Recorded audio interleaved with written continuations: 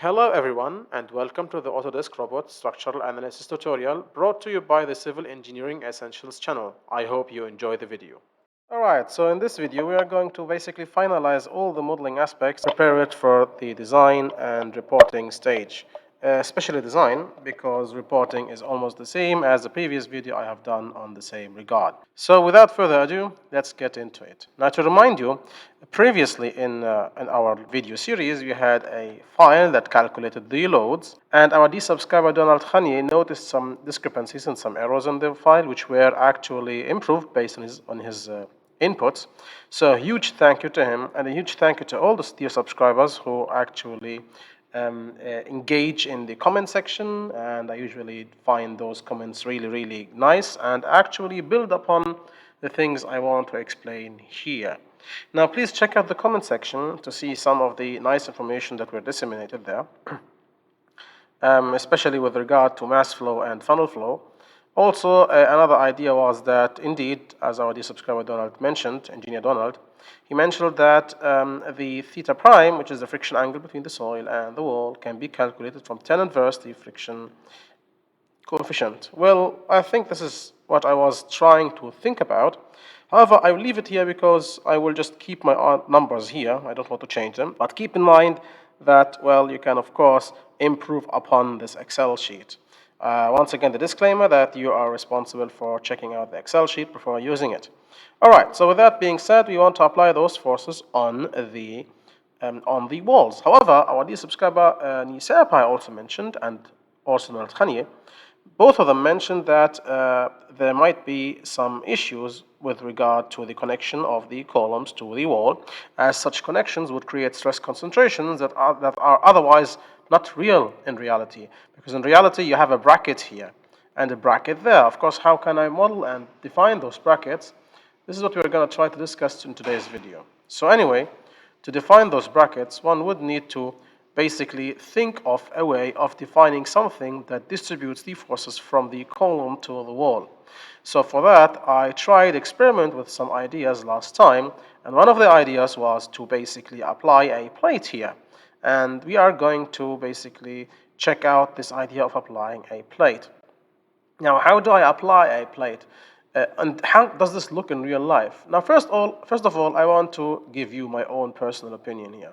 And this is, of course, my opinion. Feel free to basically dispute that or agree with it in the comment section if you want. So in my humble opinion, I think that circular silos are much better suited for their purposes than rectangular silos. Because, first of all, rectangular silos with their edges here would create stress concentrations and would create bending moments on the wall besides the usual tensile forces or axial forces, whereas the circular shape would create minimal bending moments, even zero, theoretically speaking, and only tensile forces, so it's only one type of force you need to resist. That's the first part. The second part is that concrete silos are nice and dandy, but I'm still a fan of steel silos, to be honest. And truth to be said, one has to think about how he's going to connect his steel undercarrying structure or substructure with the concrete thing here and how he's going to make this connection. Because you see, we are going to put a bracket or a plate here. Of course, I'm going to do a plate here, but the idea behind it is that you should have a stiffness for the plate to be equal to the stiffness of the bracket. So this needs some calculations, and I leave this for the viewer to check out and think about himself. So right, with that being said, I still have the problem that we have a steel bracket here, and how do we connect this to a concrete surface? Now, usually when you have a steel concrete interface, you would have some anchor bolts, like they look like a J shape, and those J-shaped anchor bolts are embedded in concrete before it gets cast, which would provide an interface where you can bolt on. So that's what you would do in real life. However, we are here to do our modeling, but of course our model needs to be conforming with real life, so you need always, and this is my little advice to you, whenever you do something in robot, don't just focus on doing something spectacular and looking good. You always have to keep in mind how I am going to implement this stuff in reality, because you could have the most fantastic model of all time, but still it's not implementable, and if it's not implementable, then it might actually be almost borderline useless. So with that being said, I have two opinions here, or two ideas to implement those triangular plates. So first of all, let me just delete the mesh because I want to have clear vision. So the mesh is deleted now, and the idea is, how do I implement this? Well, I have experimented before with something called cut by plane, and with more research, I realized that it only works for planes like this. It does not work, however, for funnel shapes like this. Now, before I continue talking about this, there was another idea of our dear subscriber in SUPRISE mentioning that you can ring beam that thing. Like instead of having a bracket, you can basically use ring beams and even do multiple rings here, which is nice, I guess, and it's possible, to be honest. So keep that in mind as your secondary option. I will keep it for brackets now. And this is easy because you can cut by plane. This would be a nightmare because you cannot cut by plane. However, remember, we as engineers have solid background in mathematics and spatial geometry. So you should be able to calculate the node position, the XYZ position, given this position. So what I'm trying to say is, look, and I'm going to leave this for my dear viewers. So what I'm trying to say is, you want to calculate the node that intersects a plane that is 200 millimeters below this point. I will show you what I mean by this. You can actually hack that if you want. I will show you a nice little hack how to create a node here. But you can actually calculate the position, 3D position of a node here that you will connect the triangle to. Now, it might be cryptic what I'm saying, so wait for it and I will come back to it and revisit this later. Okay, so to apply our triangular plates, at least on this one, let's use the cut by plane function. So I'm going to first of all select my 4 elements here and select my 4 standing elements here. 1, 2, 3, 4. I'm now going to go to edit and cut by plane. So if I cut by plane, I want the plane to be not arbitrary. An arbitrary plane is defined by 3 points. I want the plane to be parallel to the XY plane. So if I click on XY, select this point. Now I don't want 3.5 in height. I don't want the height to be 3.5. No, I want the plate to offset 20 centimeters or 200 millimeters down. So it's a 200 millimeter plate height here. So I'll put here 3.3. Of course, the 200 millimeters are arbitrary. Feel free to increase or decrease however you see fit. So if I apply that, now you have, before you apply anything, you can divide contour edges and you can create nodes at intersections. So allow me to do this. Also, let's try this too. So if I select those two, because I want to show you why it doesn't work here. So if I select those things too, those standing ones, and select the funnel here, it will not work perfectly. Let me show you why. So I will create nodes at intersections, and I will hit the apply button, basically. So if you hit the apply button, you will see some new nodes being generated. You might not see them, so allow me to show you the node number. Okay, did I hit apply? So let's try. Oh, wait, I hit 4 meters. This is not what I want. It should be 3.3, so let's go here to 3.3. Let's fix that very quickly. And once again, make sure everything is right and hit the apply button. Fantastic. I have my nodes here. I have my nodes. And you can see that, well, we have a problem here. Did we? I think it worked. I'm not really sure. Did it work? No, it didn't. I wasn't expecting it to work, to be honest. So, okay, I will revisit this later, but let's take a look here. Now, first things first, when you cut by a plane, because you have 2 surfaces here, it seems that 2 nodes got generated. It seems in some regions. For example, here, you have 2 nodes, 22 and 19. Now, 2 nodes on the same point is a problem for any finite element software. You can see this here too. Luckily for you, Robot is spectacular in dealing with those things. So if you just run the analysis just blindly, you will see that Robot merges you the 2 points. Of course, after it screams at you, telling you an isolated node. But let me just remove the node numbers now and open them here again. You can see that those 2 nodes got merged together, which is amazing. Like, this is next level meshing. Anyway, let's remove this and get back and remove our model. Okay, so we're back to the first, basically, position. So I want now to apply our plates here. Now, remember, I want to make a steel plate connected to a concrete surface. So I will select the shell command here. And I want it to be a shell, of course. The thickness is Now, it's not 75 millimeters because it's a bracket, so I need to define me a new thickness. I think I'll define my new thickness to be, I don't know, 200 millimeters maybe. Of course, this is an assumption you would have to do, and your thickness should be calculated based on an approximation of the stiffness of the bracket that you want. I think 200 will be also a good approximation if your bracket is actually 200. Notice that there are some practical issues you need to focus here. You need to have a bracket, and this is something you really need to sit down on AutoCAD and figure it out. There is no quick fix for this. You see, you are planning this. You are planning this angle, for example.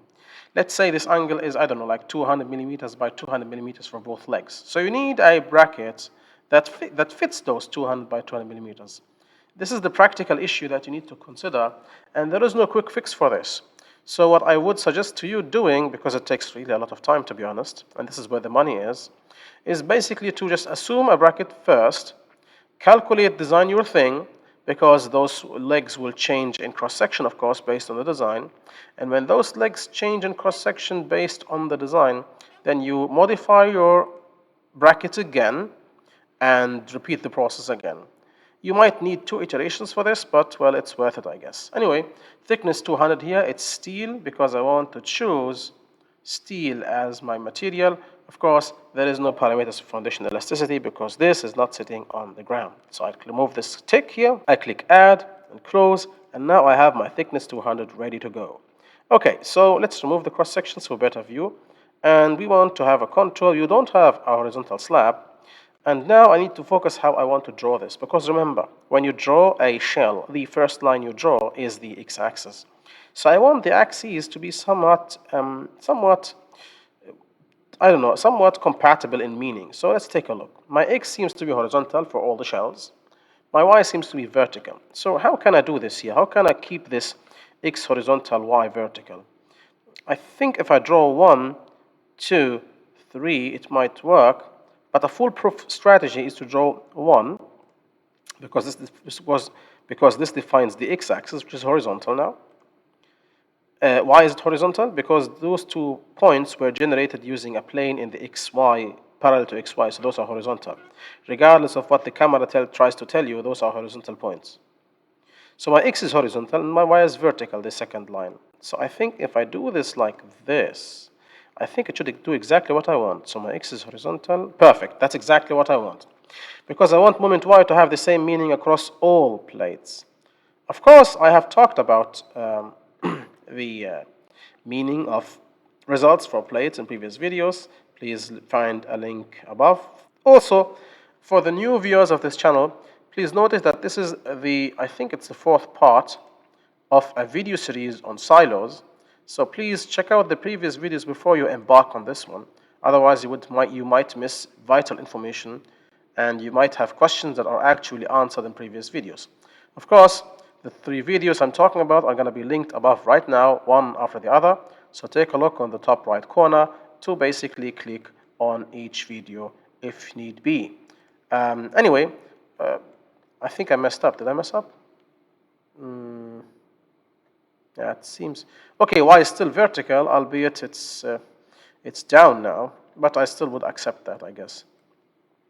Of course, if you kind of enjoy those in-depth analysis and the talk that I talk during my videos, then of course, please consider subscribing and maybe suggesting this channel to your colleagues. It helps immensely because subscribers increase the reach of this channel.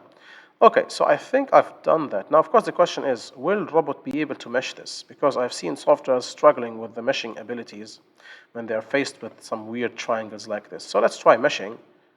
I don't know, I'm expecting problems, to be honest. I think there are no problems. Are there problems? Oh, wow, it's meshed it correctly. It meshed it correctly because you see the node here is connecting to meshing lines. Of course, this needs some in-depth finite element analysis knowledge. I have that, so I can say as an expert in this domain that the meshing is not satisfying. It's a little bit big, and to be honest, if any postgraduate is watching this video right now or a PhD student, you would realize that you have some problems with your finite elements. For example, this element seems to be a little bit skewed. Of course, this is nice, but this seems to be a little bit skewed, so this might be a problem in the finite element method, because then you would have some problems in your isoparametric formulation. I'm not speaking nonsense. Those are real things. So Google them if you want.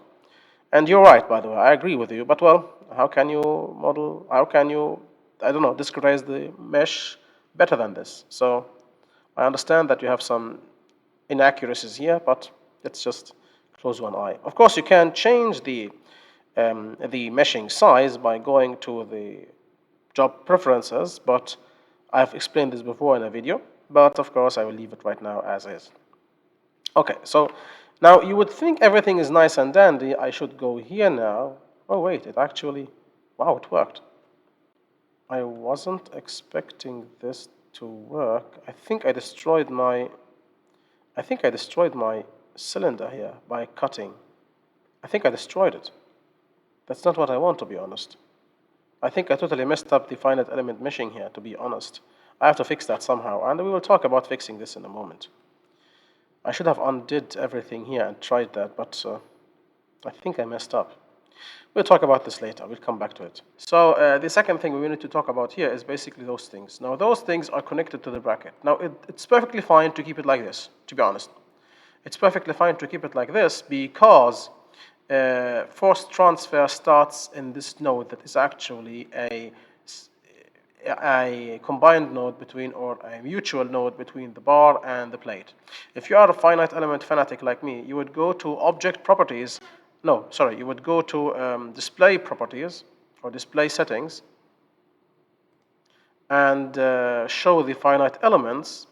And if you click on finite elements here and present the numbers, you should, no, this is not what I want. I want the finite elements for lines, so I'm trying to find that. There we go, calculation elements, yes. If you click on this now and hit apply, you can see that this is calculation element 1388, and this is calculation element 1387. So Robot actually split this into two pieces, meaning that some force transfer is happening here.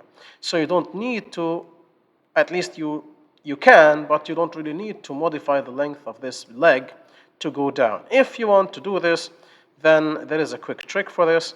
Let me show you very quickly what I would be doing. Now, I would be going to the edit, cut by plane. I would select this. I would select this leg, basically. And this time, I would split the object when I cut it at a plane. If you split the object, then this becomes two objects, and you can select the upper object and delete it. However, for just, reasons I just explained just now, you don't have to be honest. But feel free to do this if you insist on fixing this, if you think this is a big issue. Anyway, with that being said, I'll just remove this very quickly and check out what we have here. This seems to be done now. I'm not satisfied about this, of course, because it seems I totally messed up my, I think I messed up the finite element generator here when I added the node here. This node was added because I split this. Did I split this? Yes, I split this in this direction, so I think I messed up. Now, okay, how can I unmess up? I think I have an idea. Maybe I need to discretize myself. First of all, let's delete the finite element. First of all, let's delete this, and let's save that, first of all. And let's take a look what happened here. Did we get any new nodes? No, we didn't. Then how did it know that I want to split here? Okay, there is a node, I think. Okay, there is a node. Is this a node? Yes, that is. Oh, never mind. I think that is a node. I think this node is the one that generated the chaos here. Let me just quickly check. So if I run the analysis now, I shouldn't run the analysis, to be honest. I should just mesh the model. I should just mesh the model like this. Yeah, I think that node is the culprit. So let's undo the mesh, and let's delete the culprit node. I just want to make sure that I'm not messing anything up before I continue my ideas. So I'm going to delete this first, because I want to see if this was the one that affected my node generation, my mesh generation. So let's try this again. Sorry, meshing, generate the mesh. Okay, yes, that was the culprit. Okay, now I know what happened. I'm going to try is I'm going to create a node myself. So how can I create a node myself? Okay, so I want to make a small little trick here. I want to basically take this from here. That's a trick.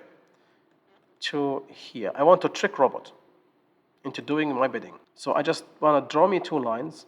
Okay, so I drew 2 lines because I want to see if I can trick the measure of robot. They intersect here actually. Those are totally random. So don't mind this crazy stuff I'm doing right now. So I want to mesh it. I want to see if I can trick the measure into doing my bidding. So let me just try something. Because I tried to mesh without breaking the measure. So let's take a look. Okay, the measure seems to be working. It meshes correctly.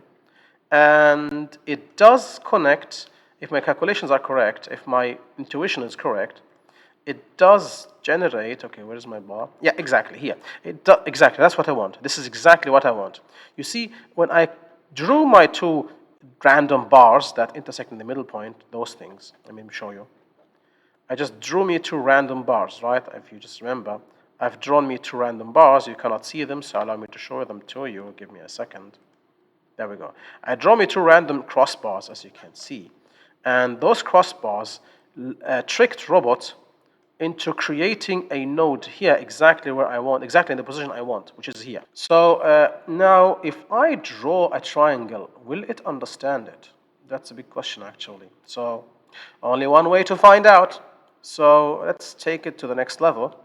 Now this is high level modeling techniques, to be honest. Like, I enjoy doing this. I hope you enjoyed seeing me struggle because I'm really thinking loud now. I want you to see me thinking rather than just me showing you the interface. I appreciate one of your subscribers telling me that, I appreciate all the subscribers actually enjoying the idea that this channel is not about using the interface, but rather than understanding how the program itself thinks and like bending the program to do my bidding. Which is exactly what I want. This is exactly the target of this channel. So I'm gonna video edit this because it will take some time. So okay, so video editing is complete and moment of truth now. I am guessing that it will not work, to be honest, because every software has problems with meshing circular surfaces. This is a nightmare of meshing, to be honest. Being a software developer, it seems it works. Did it work? Oh, it seems it worked. Oh, look at that. I mean, being a software developer myself, I know this is a nightmare. And wow, look at that. It actually, that's neat. It actually split the triangle into 2 triangles just to create a correct mesh, which is like this is next level thing. Okay, now of course the final check here is if I remove my helper bars I created here, you know, the bars I used to trick robot into thinking that I want to have nodes, what happens if I delete them? Will it work? So let's delete those 2 things. And let's run it again. I'm really a little bit nervous, to be honest. So let's take separate structures. Okay. Oh, it worked. It's pleasant. That is really pleasant. I'm happy now. Okay, so it seems we have done our brackets, I think. So we are ready now to apply our forces or loads. Now, if you think we are out of the danger, you're totally mistaken because look at this. I want to apply loads, right? So those are the loads that are on the wall after the fix after the. So those are the loads that are on the wall. Now the problem is, if you open Robot and open the loads, there is nothing in the surface loads that comes even close to what you see here. There is absolutely nothing in the loads that actually gives you a parabola here. So you will have to basically improvise here. So my improvisation is gonna be, I'm gonna assume 0 at this point, 20,000 at this point, and constant 20,000 at this point. So I'm gonna consider me a triangular load and a constant load on the surface. Of course, you can be more accurate by assuming multiple triangles, like you can so I'm discretizing this into one piece from 0 to 4 and one piece from 4 to 8 point something. So I'm discretizing this into 2 pieces. You can be more accurate than me. Now, the mathematical way of doing this is to actually assume, like if you want to make my simplification and assume one line like this and one line like this, I just assume them a little bit out of the blue, 0 to 4. But the true metric to determine if you are close enough or not is the integration, like the area under your load curve of your assumed loads should equal to the area under the load curve of your actual loads. Because in robot there is no load that does this parabola for you, I have to resort to a triangle and a rectangle. Now, please notice that there is a very dangerous thing, that this 0 here is actually not a 0 here. It's not a 0 here. Because remember, your load calculation 0 is the center of gravity of the cone, and your final load is at 8.65. Please notice that actually the center of gravity of the cone is 0.34, which is this wall load start that we calculated here. That I think I used half h or something there. Please, this is very dangerous, because you are going to start not at depth equals 0, but at depth equals 0.34, 4 meters plus this initial thing, and this is 9 meters. So those are my robot heights. Of course, I need robot heights because you are measuring here, and this is important. I need you to pause for a moment here and really like internalize this. The y's you get here are measured from, and I need to open up the document here for you. Give me a second. So this is what I'm talking about. The y you see in the Excel sheet is measured from this position downwards. So robot, of course, has this as a z-axis coordinate. So you need to be able to convert those distances to robot distances. And this is what was done here. You see, the depth here at 0 is actually at 0.34 measured from the top of the silo. That's the first thing. The second thing is, well, this depth of 0.34 or something is actually in robot 12 point something, because the silo height is at 12 point something. So that's why you see here something called robot height. And here you see the depth. So this is very important to notice and to pay attention to. So okay, first of all, let's remove this very quickly, remove our finite element mesh, because I want to have some visibility. And how do I do that? How do I implement those loads? Now, to show you this, I want to show you very quickly how you can implement a simple load like this. So first of all, let me just draw something here very quick. I've drawn me a quick plate, as you can see. How can I apply me a load that I want? So let's say I want to apply a triangular load in the first half and the rectangular load in the second half. So I go to loads and select my surface loads. Now the first thing here is uniform planar load on contour. This is easy because, for example, I want -5 kilopascal, which is kilonewton per meter square in the Z global, and I want it to be applied on those points. So let's say 1, 2, 3, 4, 5. So this is my contour. If I hit the apply, you get exactly what you want. The tricky part is a triangle now. So there is something called planar load 3 points on contour. If you click on that, you have to define the load. So in the beginning it's 0, in the end it's -5, I think my load was, I forgot. And point 3 is also -5. You can see the meanings of the points here. The point A is gonna be here, point B is gonna be here, and point C is gonna be here. And now you define your contour, which is gonna be 1, 2, 3, 4, and 5. And now you apply. And this is how you do a triangular load. Now it seemed so easy when I show it, but trust me, it takes a lot of time to master, so you need to check it out yourself. So this is my plan, to be honest. This is what I will be doing. Now it's actually harder than this, because I have to make sure I space myself out 0.347 from the edge of the plate, which is going to be a nightmare, to be honest. So I'm going to do one and then video edit the others. So I hope it works, to be honest. Now this gets even double hard when I deal with it in the circular one here. It's I'm quite thinking about it right now, to be honest. Let's continue with this and try out. So first of all, I have my robot heights. Do I? Yes, I do. So let's just apply it here. So I'll select the edit, and cut by plane option here and generate me some points, because I need those points, right? So I will do it for one right now, and then I will talk about the others. So I'll go to this and click on the edit, because the rest I won't video edit.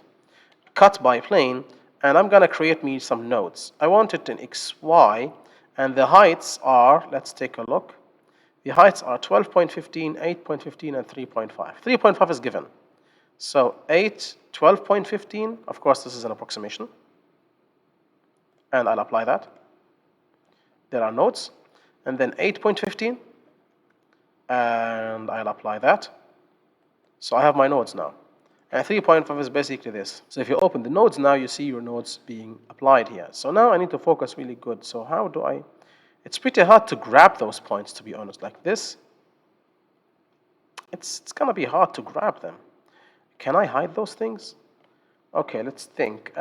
Groups. Can I hide groups? I think I can hide groups, right? So, okay, let's do our group correctly now. So I'll select my 4 nodes here, and this plate I'll select it too. And now I want to create a group out of it. And now I will basically, what will I do? I don't know. Show active. Okay, there we go. Now I think I'm able to grab this stuff. I think I'm able to control it well. So if I show this, it gets back to normal. And if I do this, okay, I think we're doing right now. Okay, let's try that. So I'll go to my loads. Remember, we're in dead loads because I'm going to assume that my granular loads are dead load cases. So I'm going to select me, first of all, a planar uniform load on contour. And this time, I'm going to make it in the local z-axis because it's perpendicular to the z of the plate. Of course, I need to check the z. The z goes out, so it must be in the positive z direction.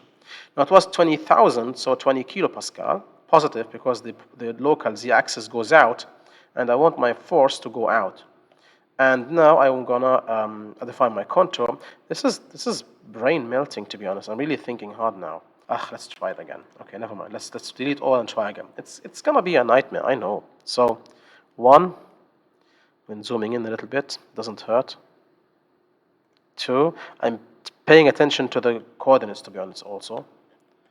3, oh, this must be video edited, by the way, for all of the others, because the others are gonna be really a nightmare. It's gonna drain a lot of time. 4, I don't think I need to close the contour, do I? Okay, I have it. All right, so clicking. What? What kind of blasphemy is this? Wait, what? I thought I clicked on local. It went global Z positive. That's annoying. Okay, so let's go to late table and try to fix this. Hopefully there is a selection where I can go to projected or local or something. So first of all, those are my test loads. I don't need them, so let's delete them. And here I have PZ. Is there any way I can change this to local? Is there anything I can do to this? Because don't want to repeat the entire thing. It's local, right? And why isn't it working? For heaven's sake. Let's take a look on the values. So my value is PZ. Yes? Is this a bug in Autodesk Robot? Okay, I give up. Let's go global. And if it's global, oh my God, this is annoying. I'm not going to video edit this, all right? Because I think this is a bug in Robot. So if I go global, will it work? No, of course not, right? It doesn't work. But I went to global. So in global, it's negative y, because this is the y-axis. So in global, it should be negative y, right? So if I go back to my loads load table, I need to fix this, right? If I go back to my loads load table, my computer is really slow now, to be honest. I don't know why. So now I want this to be in, wait, let me just check. In the negative y, right? Okay, so this is going to be 0. And this is going to be negative 20. If it works, I don't know. So let's close it. Let's go back. Okay, I fixed it, I guess. I guess we are okay now. Are we? I think we are. Yeah, I think we are. Okay, this is, oh my God, this is only one of the elements you need to do. So now you need to do another load. Oh, this is really annoying, to be honest. Okay, surface load. Planar load on 3 points. Well, we learned our lesson, didn't we? So now we are going to use the y only. The local seems not to be working for some reason. I have no idea why, honestly. So I'll go here for the global. Now it's 0, negative 20 kilopascal, which means kilonewton per meter square. The points are 1 for the first one, for the 0, 2 for the negative 20, and 3 for the negative 20. And the contour is going to be funny. So this is going to be Did I select correctly? I hope I did select correctly. 1, 2, 3. This is bloody annoying. 3, come on. There we go. 3 and 4. And closing the contour with 5. Okay, and apply. I think it worked. Not really that what I want, but wait. Okay, yeah, I think it does. There is some strange. I'll just. I think. Okay, I see what I did. I clicked here for 0, right? So now it's. I think I clicked here for 0, and that's why it's now. Oh my God. So okay, let's delete this. Right click, delete, and try again. Okay. So this time do it right. Negative, negative. My first point is this one. My second point is this one, because it extrapolated actually, or interpolated. My third point is this one. Now let's get to the contour. Let's go to the contour. Contour definition. And we click 1, 2, 3, 4, 5, and apply. Now it's working. Okay. God, that took time.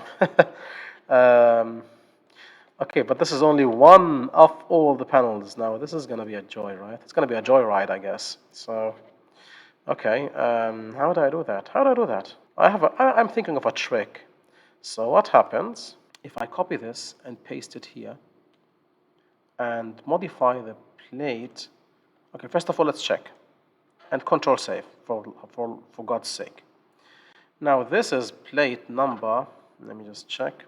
This is plate number number what? Number 1. Okay, so you are plate number 1, I guess, and you are plate number 3. So what happens if I put 3 here? Will it work? So my list here is 3. Enter. Now I'm expecting it to work, but in the opposite direction. Did it work? It didn't work, right? What a surprise. It's kind of annoying. I was expecting it to work, to be honest. Okay, so it's really sad, to be honest. I was expecting it to work. It didn't, so it seems I have to go through the entire nightmare all over again. Which means it's, to finalize, just check. Okay, contour. I think I know why. I think I do know why. I will just give it one extra try before I give up and video edit this. So the contour, let me just think about it a little bit. So the contour here, okay, so what happens if I move the y to 2 meters? Because this is 2 meters, right? Or 2.5, let me just check. 2.14, 2.14, yes. So what happens if I go here and go to my contour and modify this to 2.14? Is it modifiable? 2.14. So 2.14. I have no idea if it works, to be honest. So fingers crossed. 2.14. Okay. So did we fail? Oh. Wow. I think we have it. Okay, wait.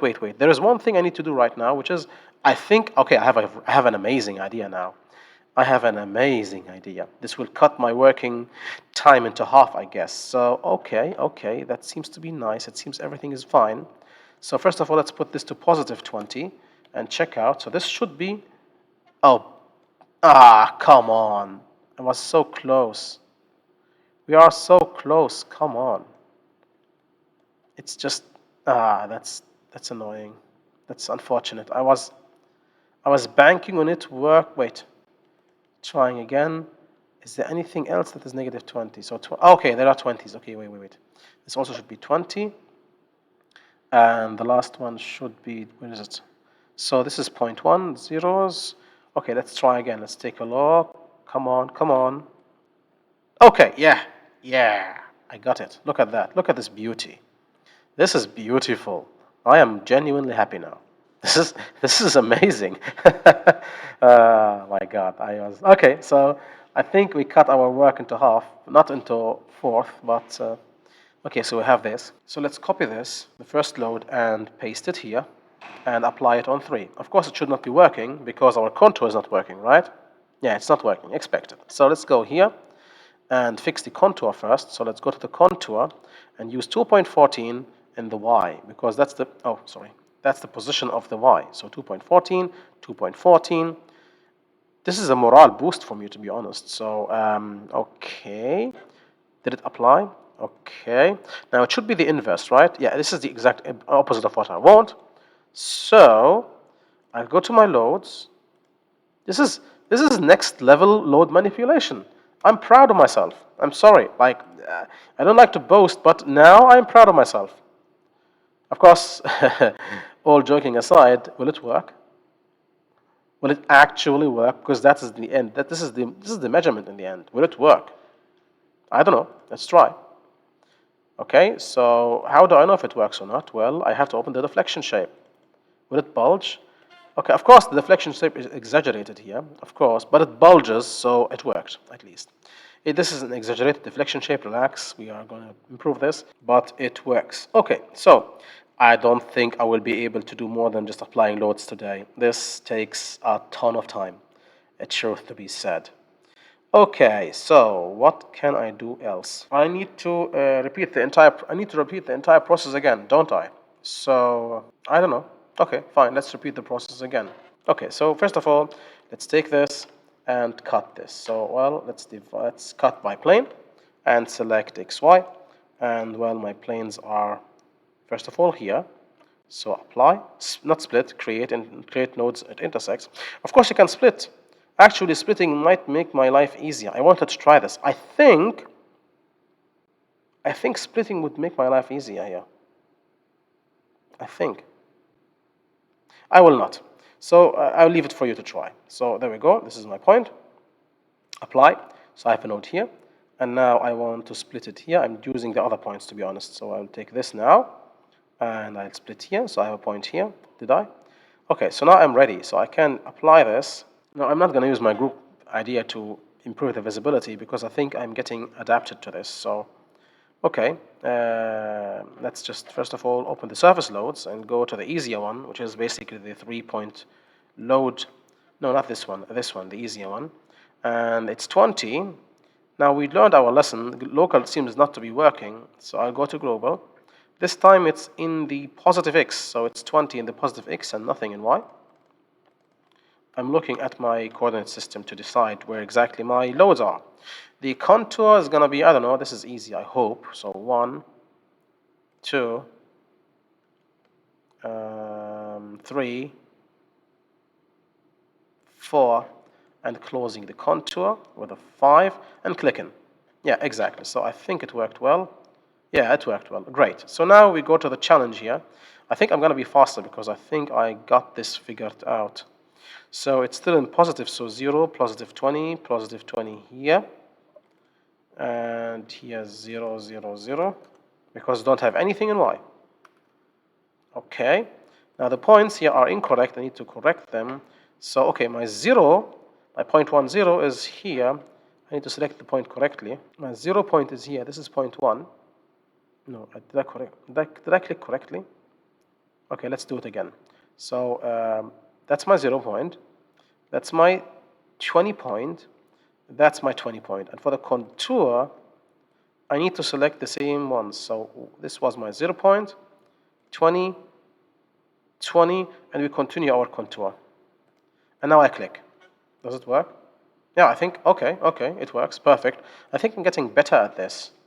Now I'm not going to do it here. I'm just going to do my trick where I copy the load. So let's copy this here and modify this, and then we copy the second one. So now we modify this to negative because we want the opposite side. And yeah, I guess we go to contour, right? So contour. So my x here was 12.14, right? So what's my x here? It's 10. Okay, so if I go to my node table now, the only thing I need to do here is to change my x to 10. I hope it works. So 10, down, 10, down, 10, down, 10, down. And okay, going back, I think it should work. Showing the load. Yes, it worked. So we are, okay, we are on fire today. So to our loads here, this is the most hard but satisfying thing I've done in ages. So now I will flip this to negative 20. I flip this to negative 20, and I'll go to my contour and change them to tens. So 10 and 10, 10 and 10. So now if I hit OK, it should be applied. That is fantastico. This is fantastic.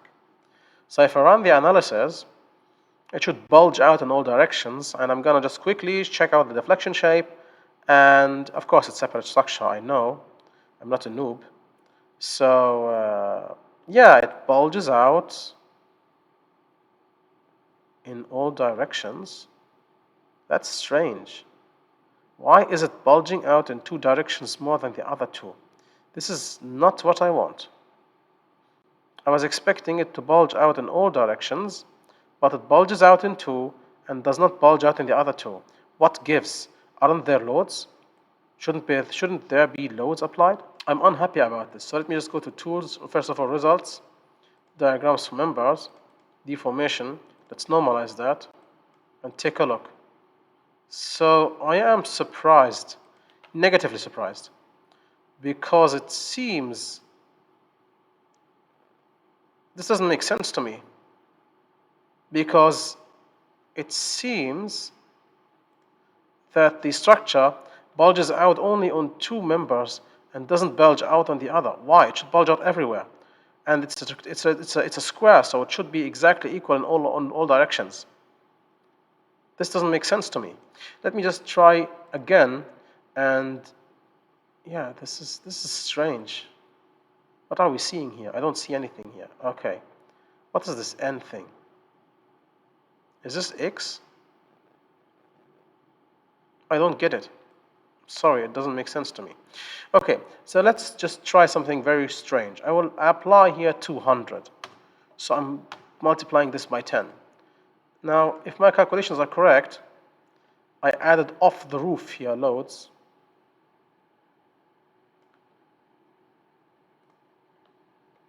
I'm really annoyed by this. Yeah, exactly. See, I applied here off the roof loads here. So now I want to see if this affects my deflection shape, because it shouldn't. It shouldn't be like this. So let's run the analysis.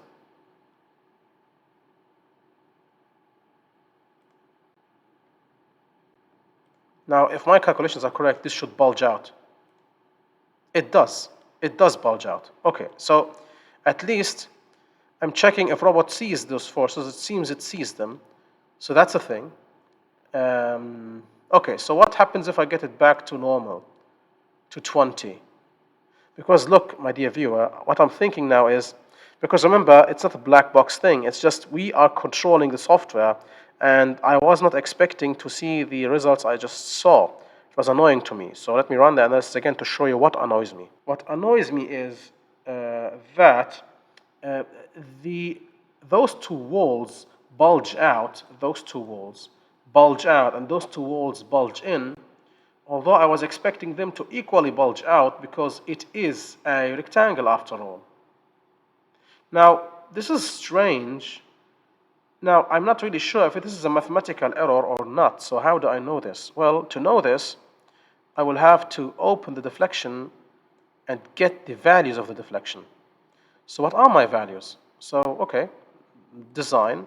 I mean, if the values are like 5 millimeters or something, then this is alarming. But if it's just half millimeter, then this is just a finite element inaccuracy. So, okay, displacement Z, apply. Now I get those displacement functions. Okay, 0.4 millimeter. Okay, never mind. Since it's 0.4 millimeter, I'll ignore it. This is just a mathematical error here, because the finite element software is actually an approximation of the real software. But I'm still annoyed. I just can't get over it. Like, why? Look, my dear viewer, why is the structure bulging asymmetrically? That is what annoys me, to be honest. I don't get this. It doesn't make sense to me. Okay, so I want to try something very quickly now. I want to remove all possibilities of unsymmetry. Now, first of all, relax. The difference is just half millimeter. So it's 1 millimeter. It's well within the numerical inaccuracy range. But I want to try something. I want to try, so I'll control save this. So I'm saved this as something because I want to try something. I want to remove everything that makes it maybe unsymmetrical, because the bracings are unsymmetrically applied. So I'll just, especially the diagonal bracing down. So I'll just delete those bracings and see if it gets back to perfect symmetry, or at least to a symmetry I can expect. So I deleted those bracings, and will it be unstable? No, because it didn't release anything. So if I run the analysis now, let's take a look. No, it didn't. Okay, it didn't, but I think I have an answer. Ladies and gentlemen, I have an answer to why this is happening. I have a perfect answer, actually. Now, look at the, first of all, once again, the deflection is not dangerous. The difference is just 0.7 millimeters. But look at this realization. My sections are, of course, those are twisted now, so incorrect. But my sections are angle sections. Angle sections mean, of course, relax, those are exaggerated deflection shapes, because the scale of deflection is multiplied by thousands to show this to you, because the deflection is just half millimeter maximum. So imagine what the rotations are multiplied by. So regardless of this, those are angles, and angles are notorious by not being symmetric. So look how those deflect. Those angles, because they are weak in one position, those deflect in this inside way. See, here the deflection into the inside is smaller than here, it seems. So that's why the deflection of the angle pushes this wall into the inside. And yeah, I think now I'm happy. So this rotation, it seems, is caused also because I'm using angles. Okay, I cannot investigate more than this, but I know why this happens. So okay, investigation is complete, and the result of this investigation is that we can ignore this. Relax, it looks amazingly big, but it isn't, because the deflection difference is just, the maximum positive is 0.5 millimeter and the maximum negative is 0.2. So okay, we have our deflection shape that we have checked, and we finished the application of loads on this. Now let's go apply the loads on this. Oh my god, this is going to be a nightmare, right? Will robot understand curvature? I don't know. I think no, so let's try that. So let's just remove everything. I don't think it will work. I don't think it will work at all. So let me just try something very stupid now. What happens if I... So how can I do that? Well, I need to stop recording and think about this for a moment. Okay, a quick update. I think I didn't find the solution for this yet, but I have an idea that I will implement next week, because at least I want to design this concrete thing. So the idea I will implement next week is I might need to delete this cylinder and model it into multiple half-cylinder pieces, and basically model them so that the height of the half-cylinder piece is somewhat like this until this point. So it's gonna be a nightmare, but I don't want my video to be 10 hours long, and I want to give you a conclusion of sorts today. So today I will just ignore this and continue talking about this later.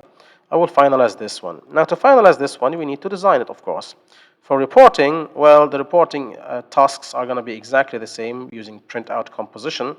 And I've talked about this in a video I will link above in a previous project. But to finalize this one at least, let's run the analysis again and take a look on the aspects of designing rectangular silos. For the circular silo, I'm still figuring out a way of doing this load here. Also, I need a video anywhere here, because I got my subscribers asking about how to design steel plates, and this needs a video of itself. So I really wish I had an idea for you here, but I didn't. Anyway, before I start designing things, of course I need to apply my loads here on the hopper, which is basically a load that we calculated here. Now, of course, you have seen, and I'm going to be a little bit quick here because I think I invested far too much time here, and I failed, to be honest. Now, I will not video edit this. There is no shame in saying that you failed sometimes, because, well, the thing that doesn't kill you only makes you stronger. So I think I will challenge this next time. But for now, you have seen how you can apply multiple strange loads by discretizing them into a triangle and a rectangle. So for now, here, I'll just take the maximum load and apply it. I am sorry about this because you would think that, you need to use two triangles here, one here and one here. But I think I have given you the tools you need to tackle this problem. So I hope that you, of course, if you don't agree, then if you agree or not, please tell me in the comment section because it's important for me to understand the tastes of my viewers. I am of the opinion that I have shown you this. I've tortured myself half to death here, to be honest. And you can basically repeat the entire process here yourself. For now, I will use one final load here to apply. Now, our dear subscriber Donald Khani asked me to show how to apply friction forces. Of course, the calculation is on you. I left this for you, and he did.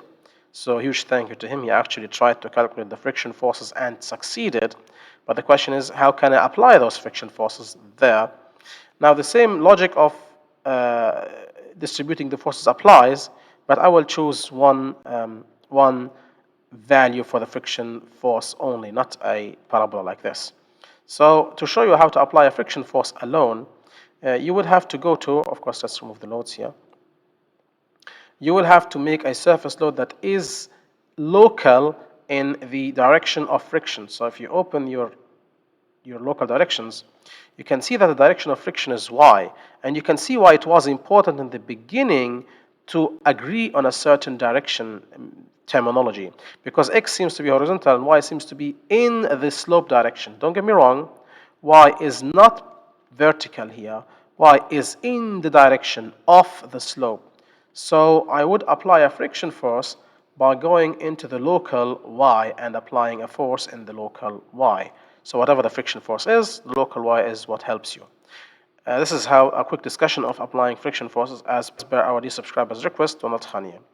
Now to finalize this, I'm going to apply me a 31 kilonewton or 31.3 kilonewton force down. So negative 31. Now is it negative? Let me check where the local axis is. It's going like this, so it should be positive, right? So I think it's positive 31.3 kilonewtons per meter square. And I'll apply this to 1, yes, there we go, 2, 3, and 4. And those are loads perpendicular to the hopper. Those are the loads that are perpendicular to the hopper. And you can apply your friction forces similarly in the local y. So, okay, I think we are ready now to design. So if you run the analysis, and of course, how do you design this? You have steel components and you have concrete components. For concrete components, please notice the videos I've explained before, I think, about designing rafts and stuff like this. So let me just show you very quickly. Now, first of all, deflection check. We know why that's the case. We know why we have this strange behavior. Now, the design here are two parts. The first part is to design the steel structure, and the second part is to design the concrete structure.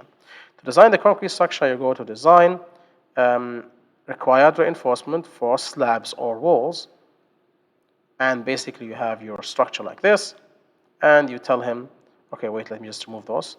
You tell him that, hey, okay, calculate me the thing, calculate me the reinforcement. So let me just use all panels now and just say calculate. So it's calculating for all panels now. It tells me incorrect material, of course, because I have steel materials here, because there's steel here, which doesn't make sense. I hope at least that it calculated for this one. So let's take a look. Yeah, it calculated for this one. But the error of incorrect material was for this one, because here you have steel, and well, it doesn't work in concrete design, obviously. So you have multiple areas here. This is the area in the X in the negative. This is the area in the X in the positive, area steel required. And you have also area steel in the negative Y and area steel in the positive Y. You can use those things to show a map that shows you the area of reinforcement required, millimeter square per meter.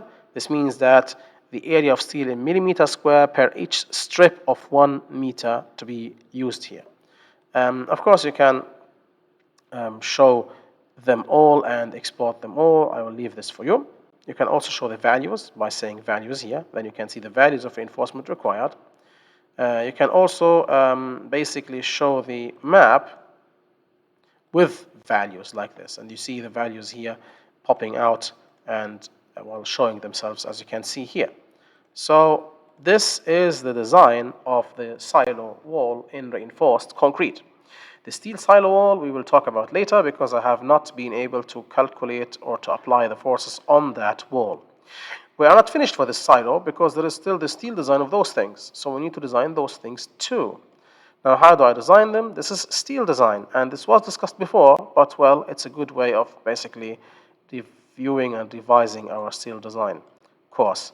Of course, notice that not only the walls are designed here, also the hopper is designed, so keep an eye on this.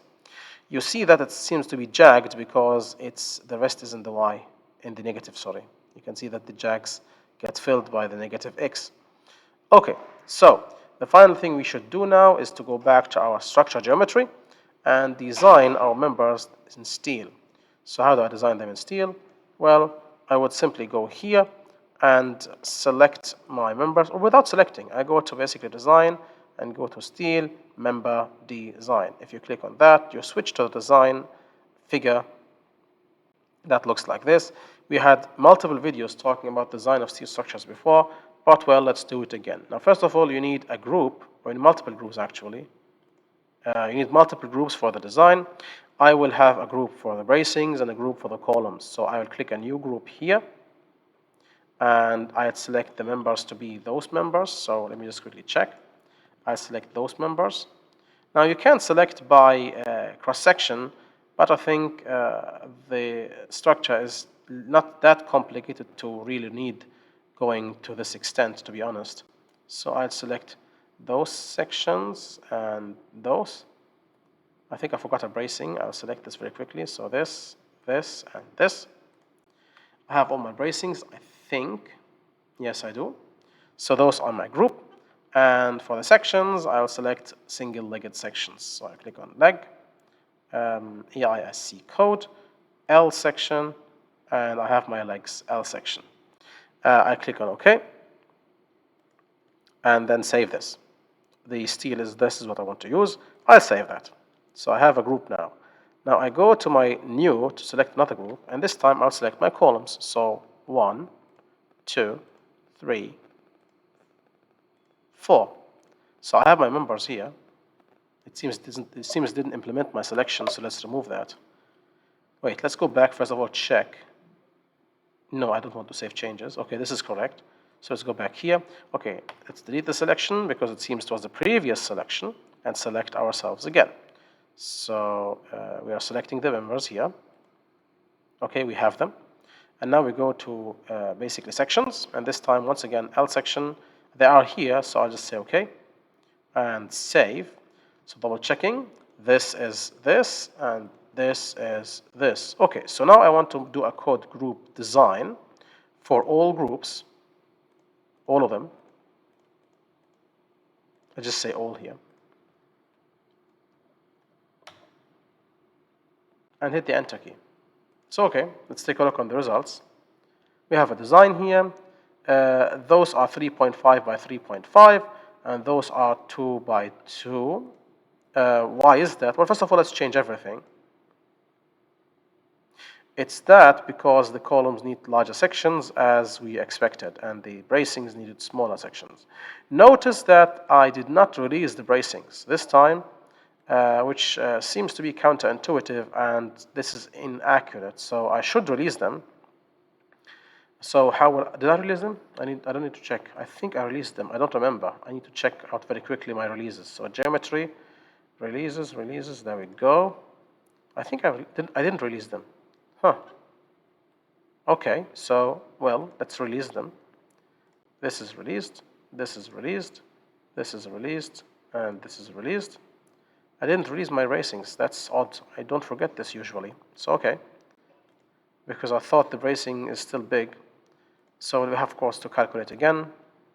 So let's calculate again. It takes time because it's a big model. And now we need to redesign our entire thing. I think it will still work. I think the check will check out, but well, why not? Let's just do a calculation again. Yeah, it's still okay. It's still the same. It's still okay. Nothing changed here. Because when you remove, when you basically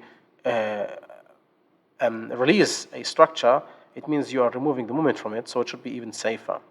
So yeah, that's how I design my first building, my first silo. And you need to export this in reports, as I've explained before. The top, how can I say this? The top topic I discussed today was the application of loads, and it was not easy. And I still have a challenge here to think about how will I apply loads on a circular silo. And also the design of steel plates is something I have to talk about next time. Anyway, I hope that this video was beneficial to you and that you've enjoyed it. Of course, if you have enjoyed the video, then please like, share, subscribe, and so on. Especially subscribing, because it increases the reach of my channel. Oh, before I finish, one load that you need to apply on the side, it's actually a little bit negligible, to be honest, is the load of one person with a staircase, that he will climb on the staircase and check out the silo maybe. I didn't do that, but I'll keep it for you to do it yourself. It's not going to be actually a lot because it's just 70 kilograms or 700 newtons in comparison to 30 kilonewtons. That's actually a nothing. But well, I need to be accurate. I need to, of course, say and mention if I forget something, that because it's like it's part of CE's philosophy to be transparent to the viewer. So I hope that this little thing, this little mistake, I hope that you don't find any problem in applying the force yourself. Thank you very much. As per usual, this is the Civil Engineering Essentials channel, and we'll catch you in the next video.